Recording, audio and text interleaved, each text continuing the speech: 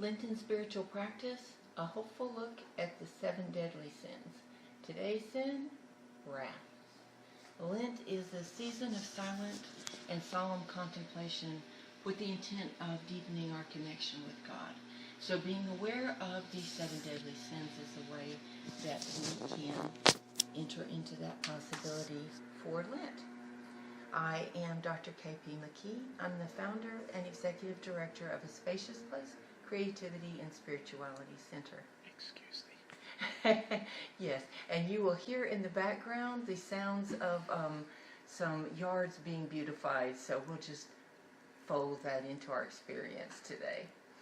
Also, we would love to hear from you if you have any questions or comments as we walk through today's practice.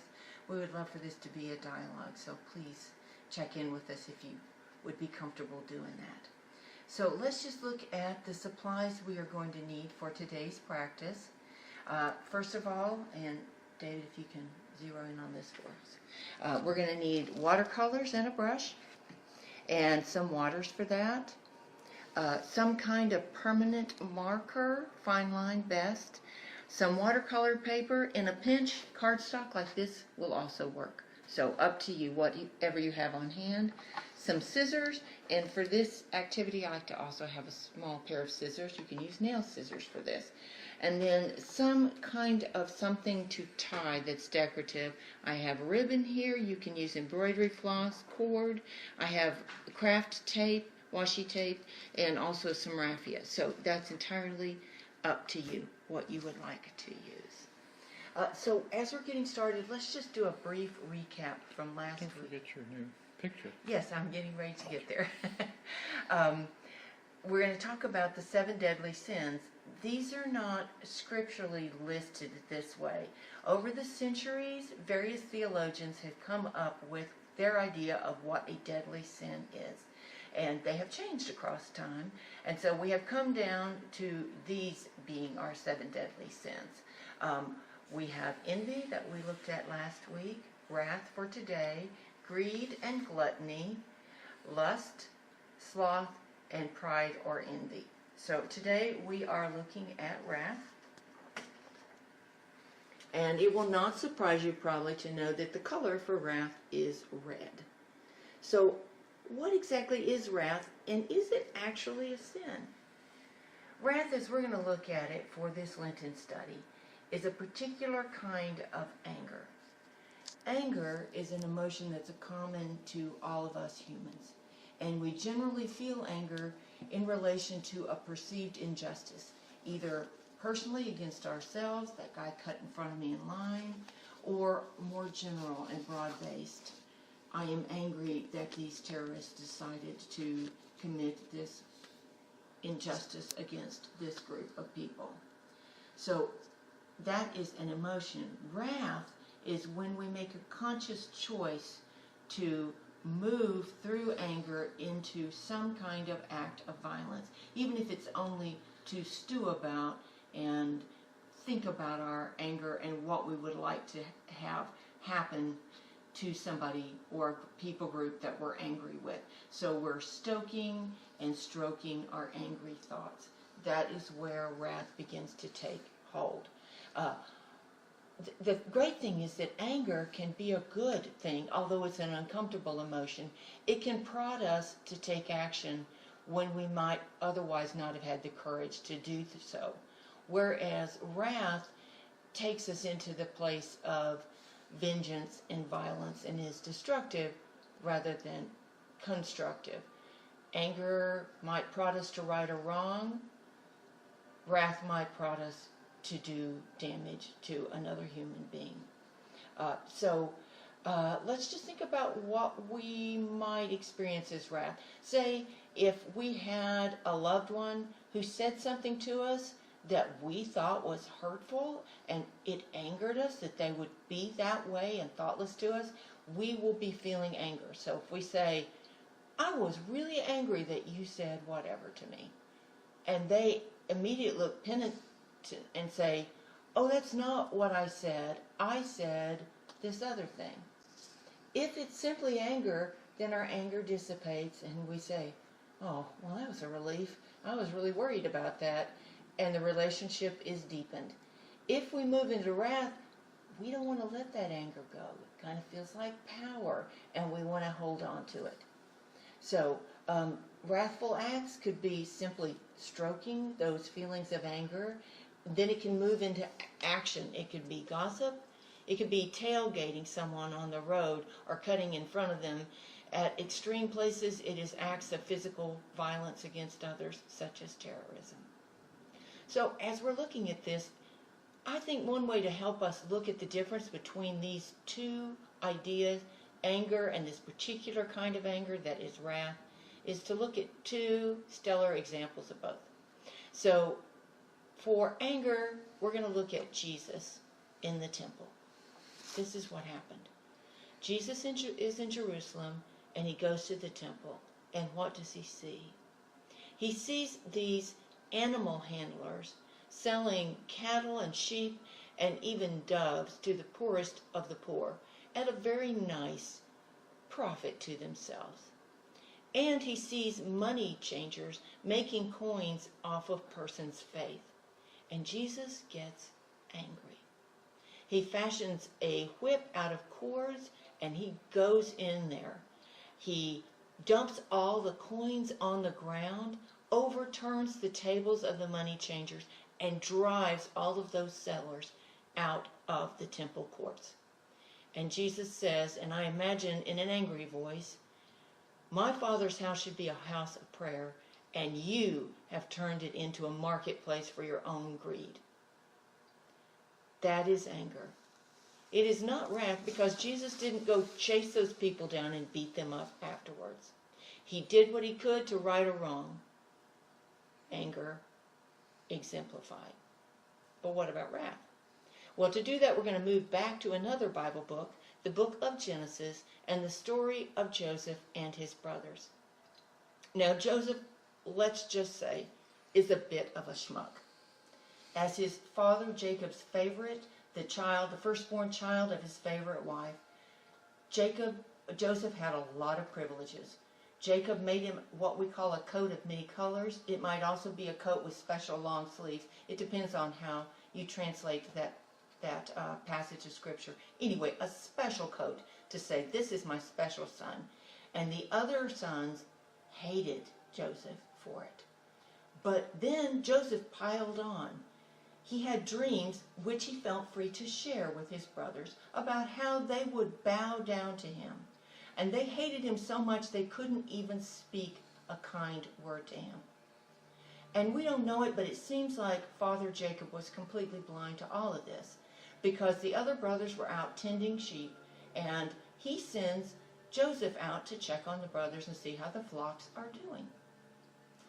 As he comes nearer, the brothers look up and see him, and they say, "Here comes that dreamer. Let's kill him and see what happens to his dreams then." So now we've moved into wrath. We are planning an act out of anger. They decide not to go that far, but they do take him, throw him into a pit, and then sit down and have lunch while he's down there. Imagine what he's feeling at this moment. It happens that during this time, a caravan comes by heading to Egypt. The brothers sell Joseph to these traders, and he's on his way down to Egypt, and they don't care what happens to him from there. Now they're faced with the dilemma, what are they going to tell Dad? So they dip his coat in animal blood and go back and tell their father that Joseph was killed by a wild animal. And even in the face of Jacob's inconsolable grief, they never reveal the truth, not for years. Years go by, and there's a famine in the land, and the only place that has food is Egypt, largely in part because Joseph has made it that way. He has gone from being a slave to a prisoner to pretty much Pharaoh's right-hand person. And because of his wisdom, Egypt has food that he can sell to other places. Without even knowing it, Joseph's brothers kneel before him asking for food. In time, he reveals who he is to them, and Father Jacob comes down and lives out the rest of his life in Egypt with Joseph and the other brothers. When Jacob dies, the brothers are terrified that Joseph is going to do to them the same kind of thing they did to him. And in response, he says, "What you intended as harm to me, God used for good, because I've been able to save all of these people." So, those are examples of anger and of wrath. So, anger is human. It can be righteous. It can even be holy. The actions that are wrathful actions are violent and destructive. So, with that in mind, let's move into today's spiritual practice. And as we're looking at our own wrathful thoughts, that can be scary because, as we said last week, lots of times the statement, "we all sin," is accompanied by this unspoken and shame on us. But remember that we're safe here. We're with a God who knows us all in all and loves us just as we are. So let's take some breaths so we can begin to face our feelings with courage. So let's get centered in our chair. And I like to open my hands for this. Let's cast our gaze down or close our eyes, whatever works for you. And we're going to move our breathing from up here to deep down in our abdomen. So let's take some breaths. And lower our shoulders.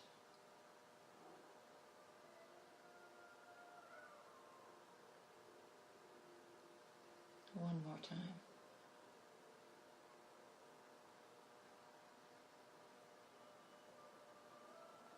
And when you're ready, you can lift your gaze, and we're going to move into our two-part spiritual practice. So the first part of our practice, we're going to call the Scourge of Anger, and we're going to be looking at following Jesus' example.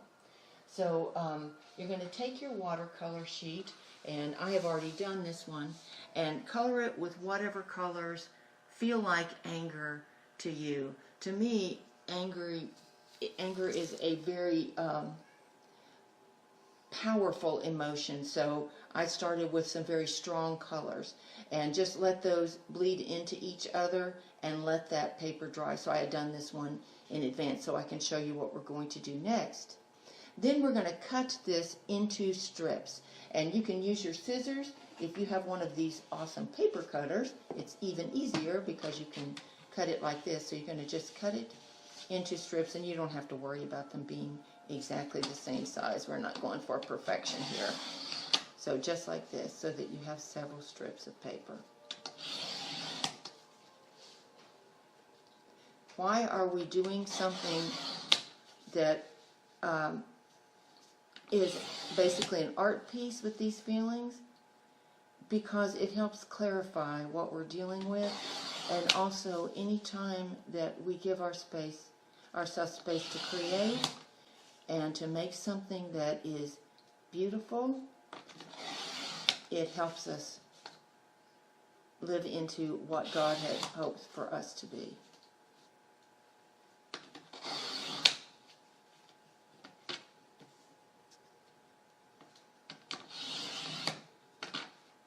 So we have some strips here.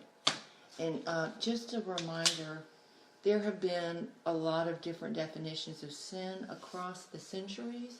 For our purposes today, we're going to understand sin as that which keeps us from what God hopes for us. That which keeps us from reaching our human potential, because really those are the two things, same thing. It's like chains that are holding us back as we're trying to move into the freedom of grace that God hopes for us. So keep that in mind as we are doing this activity.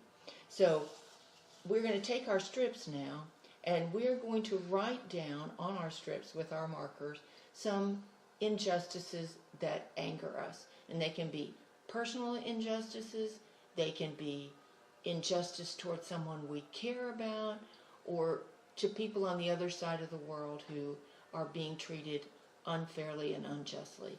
So we are going to write these on these strips of paper, and they will be in the form of a prayer. So we can just simply say, maybe it angers me when people cut me off in traffic. So I just put that on there.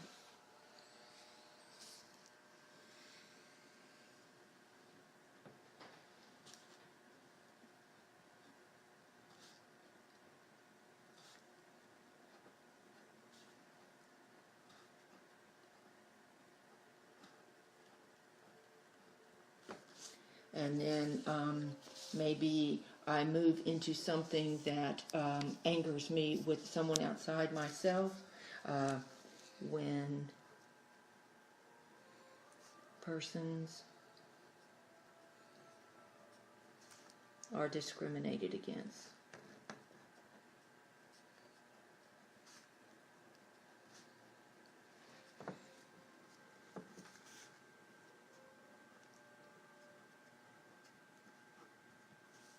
And then I'm going to make a prayer scourge.